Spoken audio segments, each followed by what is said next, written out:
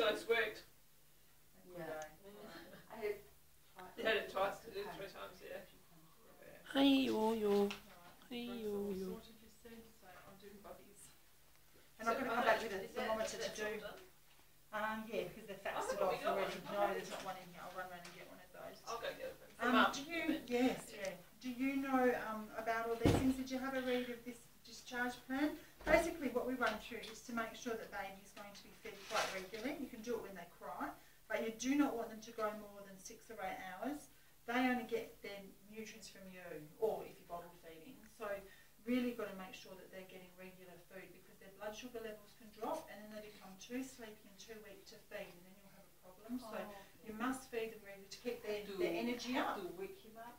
If he doesn't, undress him, get him cold, and then he'll feed. Because if they're not feeding, they become so sleepy. And breastfeeding is actually harder than a bottle. They have to work to suck the milk out. So if they get so tired because they haven't fed for 8 hours, their blood sugar levels get low, they're just so lethargic, they're not going to feed, and it's very hard for them to get the milk out. So if they're not feeding, we do say you should have 6 to 8 feeds a day, basically 4 hourly. You want them to go 4 hourly, not really stretch it too much more than that.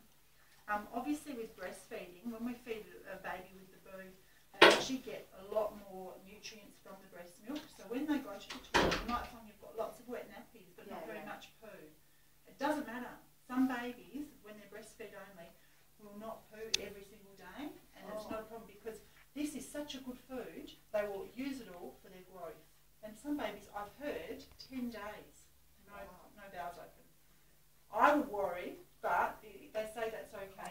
If you've got bottle food, they will poo more, because they can't use it all, or they'll use all the breast milk. It's so much better for the baby, but it just depends on how you go with your feeding. What else have they got? You should have wet nappies, about 8 wet nappies a day. So you can. Are you using disposable, the throwaway nappies? Yeah. Just feel the wet nappy, feel the dry nappy, and you can feel, oh yeah, there is, because they're so dry, aren't they? You can't tell, is there anything in that? And you can feel the weight of a dry nappy, a new one, and one that he's worn.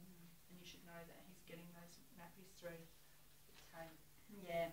With the cord, the umbilicus, do you know to fold the nappy down, keep it away, and just keep it clean? When the little stump falls off, have they taken off the cord clamp? Yeah. It can get a bit stinky because it gets a bit damp, and that's quite normal. And then it's like a sore, like when we run over and we fall over and we hurt our knee, that little scab, that turns into a brown dried skin, it will just fall off.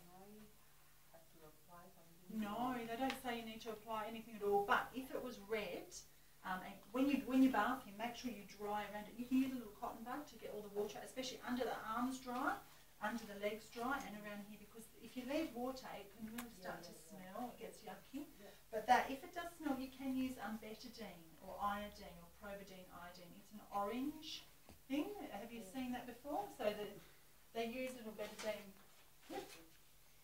Betadine or iodine. All right. For the umbilicus. Should I write belly button or umbilicus? What do you call it? Belly button?